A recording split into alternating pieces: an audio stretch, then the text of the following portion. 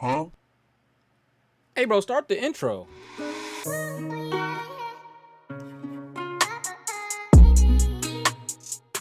What's good? It's AB3 and I'm back with another video. You feel me? Now, first and foremost, I hope everybody been all right. I hope everybody having a good day. You feel me? I know I've been. We got Wilt Chamberlain. How good was he actually? Now, from the numbers I seen, bro was hacking. Like, it's just no, he was cheating. Like he was genetically formed, because it's just no way. I think I just seen a stat where he had like 116 50-point games. Huh? I mean, that's 2K my career numbers. I ain't finna waste too much of y'all time. We on that road to 2K, as y'all can see. Support the reels as well. Yeah, man. We finna hop straight into this video, bro. I ain't finna waste no time. Subscribe. Wilt Chamberlain is often considered the most dominant force that played the game of basketball, and one of the greatest players of all time. Cheater. We already have the top 10 amazing facts on Chamberlain on this channel. And in this video, we'll try to further debunk the myth that is Wilt the Stilt. Oh, real quick, and I ain't... Have I even seen a Wilt highlight? Because he was hooping in the 60s. We get to finally see some, I ain't gonna say HD, and I ain't gonna say no HD, but my fault. We'll try to answer the question of how dominant he really was, why he only won 2 championships, and why he didn't really like to dunk. So stay tuned. I know all that. And 2 chips, right? Yeah, you're not the most versatile athlete ever. Wilt Chamberlain was the strongest NBA player ever, and numerous stories confirm this. Arnold Schwarzenegger once said that Wilt could lift him up like he was nothing, and multiple 240-pound NBA players said the same thing. That's scary. Chamberlain was an undefeated shot putter in college, and his record bench press was 550 pounds. At the age of 59, Wilt was still benching 465, more than some bodybuilders in their prime. Other than strength, that don't even make sense. I mean, y'all let me know. That don't... Either somebody inflating like the prices, or... Just saying, bro. Wilt was also extremely fast and agile. He could run a 40-yard dash in 4.6 seconds, and his personal best at 100 meters was 10.9, which is mesmerizing for a guy that is 7'1". That's tough. Allegedly, at a Hollywood party, NFL Hall of Fame running back Jim Brown raced Wilt on a dare, and Wilt won. Brown, who was still in his prime, demanded a rematch, but Wilt beat him again. That's tough. Wilt was also extremely athletic, with a vertical leap of over 40 inches, with some reports saying it was even 48 inches. What? See, I'm trying not to pause this. I'm really trying. But how are you 7'1" with a 48 vert? It ain't feasible to me, bro. I need a time machine. I need to see this, because there's just no way. Which would qualify for the highest NBA vertical ever. And he was doing that in Chuck Taylors, which makes it even more impressive. With crazy strength, speed, and jumping ability, it's safe to say Wilt was the best athlete ever. LeBron's and Usain Bolt's of the world would give him a run for his money. Of course. Neither of them could match his strength. The best shot blocker ever. Word? When there is any talk about Wilt, people usually start with 100 points in a game and 50 points per season. His offense made him famous, and it sold tickets in newspapers.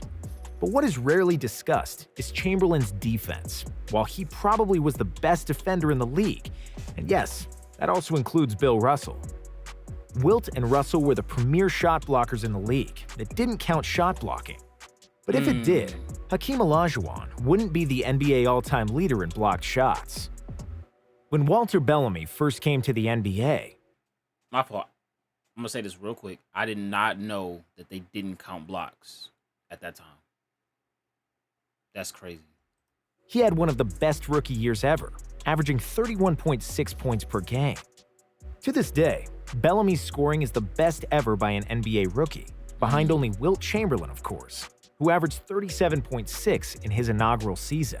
That's so crazy. The first time Bellamy played Wilt, they both met at half court, and Walter introduced himself. That's not "Hello, Mr. Chamberlain. I'm Walter Bellamy." Wilt then replied with, "Hello, Walter. You won't get a shot off in the first half." Wilt blocked Bellamy 9 times in a row in the first half. When the second half began, Wilt walked over to Bellamy and said, "Okay, Walter, now you can play." He did a very similar thing to Magic Johnson in 1980. At UCLA campus, Magic would play pickup with various college and NBA players in the offseason. Wilt showed up and got in the game. After Magic called a non-existent foul, a 43-year-old Chamberlain got mad. 43? There will be no more layups in this gym. And he blocked every one of Magic's shot after that and ran him out of the gym. Wilt is also the only guy to block Kareem's skyhook, the most unguardable move in history. How do you block that? Wilt played against himself. No. You can't just skip past that and not show me. Honestly, they probably ain't got it on video, bro. I'm just saying, bro. Chill. Else. Wilt's mother emphasized to him that he is different because of his size, that he's going to be stared at, and that he must use it in a good way and always be well-mannered and kind. So, Wilt grew up an extremely good-natured guy, and on the basketball court, he received a lot more punishment and knocks in the paint that he would give away. He knew that he could beat everybody up, but he refused to do so. Former NBA player and coach Jack McMahon said it best. "The best thing that ever happened to the NBA is that God made Wilt a nice man. He could have killed us all with that left hand." This behavior was reflected in the way he played the game as well. Wilt was the biggest, strongest, and most athletic player in his era. He could have easily dominated the game with his physical prowess alone. But unlike Olivia Newton-John, Wilt didn't want to get physical, at least not all the time. "Nobody loves Goliath," Wilt said to Sports Illustrated, explaining that he wanted to show the world he's a skillful player, not just a brute force. He also admitted that him playing a finesse game and trying to be a versatile scorer actually hurt his career. "What hurt me was that I wanted to be a consummate basketball player, and I wanted to be able to shoot the ball instead of just taking it to the basket and dunk it as I should have.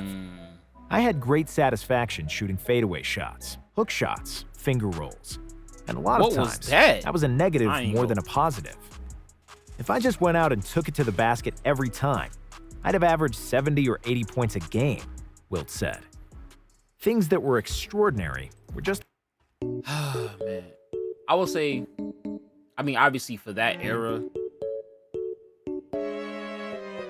I want to say he's the clear-cut GOAT. But I don't really know too much about Bill Russell. Because clearly they were smacking him because he got 2 rings and they got 11.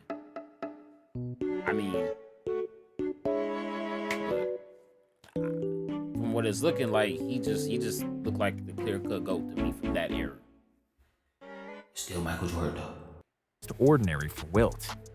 And if we look at Wilt's stats, there is a huge discrepancy from the first half of his career, when he shot more than 30 times per game, and the second half, when he averaged only 13 field goal attempts per contest. Wilt was his own man, not really bothered too much by everyone else. And if he set his mind to do something, he would do it. So, after the 65-66 season, Wilt decided not to score as much. After he averaged 40 in his first 7 seasons, he wanted to prove that he can also pass, and became the league leader in assists, and is still the only center with this achievement. Can you imagine Michael Jordan saying one day, "Okay, fellas, I'm not scoring anymore. From now on, I'll only pass"? He did that before, though. Everybody would think Mike had gone mad. Like that. After Wilt decided to pass the ball more, the press wrote a story that he couldn't score anymore. So naturally, in the next 3 games, the Big Dipper had 62, 55, and 48 points just to prove them wrong. Wilt was as potent as ever, and the athletic freak that he was, he could have averaged over 30 for every year of his career. He just got tired of it. That's so Watching crazy. Wilt, you always kind of got the idea he was just playing with people, that he was on cruise control and still 10 times better than anybody else that was playing at that time, said Dan Issel, a former NBA player and coach. Two very different men, both larger than life, and forever linked in history of the. That's what I want them to get to. Bill Russell, and the whole chapter is named after him. Fire. My thing though, it just wasn't fair. I mean, 7'1", 7'2", however tall he is, the strongest man almost what they said ever in the NBA. Bro, for sure could have averaged 50, 70. No, he was averaging 50. My fault. 70.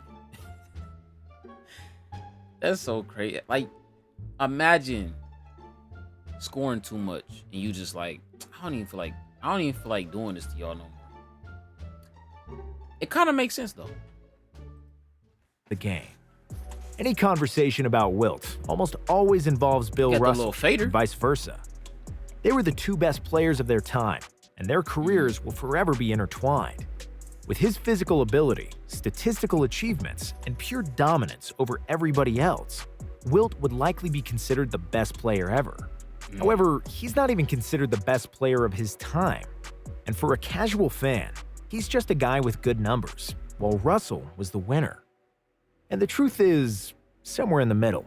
In 94 regular season meetings, Russell won 57 to Chamberlain's 37. In 49 playoff games, Russell came away victorious 29 times to Chamberlain's 20. Between the years 1960 and 1969, Wilt's teams were faced against Russell's Celtics 8 times in the playoffs, with 4 of those going to the deciding Game 7. Russell won all 4, but the total point differential was just 9 points in all Game 7s combined. So, a couple of bounces the other way, and the rings narrative could have been different. Also, Russell had the best coach in the game and better teammates. However, that was also by design. Russell wasn't the physical freak like Chamberlain, and was not a highly touted player. Bill quickly realized that for success, he needs the whole team around him to be great. Russ wasn't as good a scorer as Wilt was, and even though he was capable, his intention wasn't to score himself. He always wanted to get the rest of the guys involved. He was the passer at his position. My fault. That's a crazy parallel. Like Wilt being this offensive god, and then Bill Russell being kind of like a pillar almost. Like, he kind of want the offense to still like be surrounded by him. He wanted to get people involved, and he had that defense. So he was just a pillar, just in general, which obviously is why they got 11 rings. That's tough.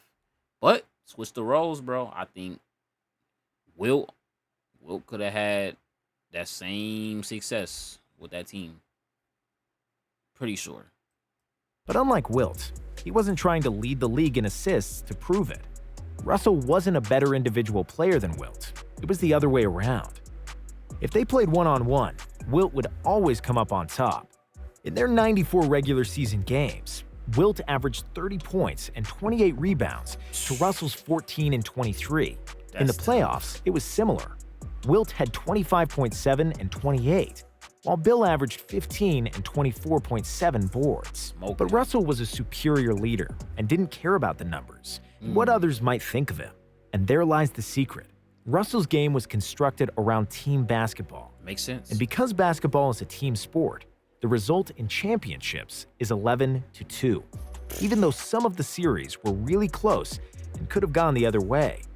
Wilt would have been better off in an individual sport, and he understood that too. Sometimes the mere power of you makes you more the individual player. Russell was more complete and was able to help his team win more than I did. Wilt Chamberlain on the Boston Celtics would not have been the same. I would take away from Bob Cousy and Tom Heinsohn because I was a scorer too. So sometimes less is better. Wilt said about the eternal question of who is better between the two. Wilt was the Renaissance man. Wilt Chamberlain was a guy larger than life, who lived life to the fullest. He was interested in everything and wanted to experience everything. He had a big heart, but was also a huge loner. And if you understand who he was as a person, that gives you a better understanding of who he was as a player. He achieved the biggest scoring feat in NBA history, and then decided it was time to start passing, and became the best passer in the league. He could have dunked everything, but wanted to become a versatile scorer. He still holds the record for the highest field goal percentage ever. He slept with one woman, only to start flirting with the next one. After he retired from basketball, he became the best volleyball player. What? And that's who Wilt really was. Never satisfied, always exploring and moving to the next thing. He became the best volleyball player, bruh. I ain't gonna lie. This side, you know, I do want to get into volleyball, bruh. But he could have settled down. If he wanted to, he could have dunked every ball and won more championships. But that would have been boring. That would have been too physical, and he wouldn't have explored everything he could do. That's crazy. And that explains Chamberlain as a player. He was a Goliath who didn't want to be just the Goliath, because it's not as challenging, and nobody likes those guys anyway. That's tough. Why LeBron? I ain't do it. I'm gonna just zoom in on me. Hey, we learned a lot though. And then it says right there, things you didn't know about Wilt Chamberlain. If y'all want me to watch that as well, let me know. Because that's crazy. I would have never thought in my life that he would just go and play volleyball and become they said the best. You know what I'm saying? Probably for that time, of course. Because volleyball now was crazy. But that's, anyways. If y'all like the video, hit that like, you know what I'm saying? Comment down below. Subscribe if you new. You know what I'm saying? I hope you have a good rest of your day. For that era, bro, I mean, in terms of winning, obviously, Bill Russell. But Wilt toned down his gameplay to just do other things, just to try. He just out there trying stuff. He out there in my career. Not even my career. He just didn't play now. Turn the sliders up and down. I'm out of here, bro.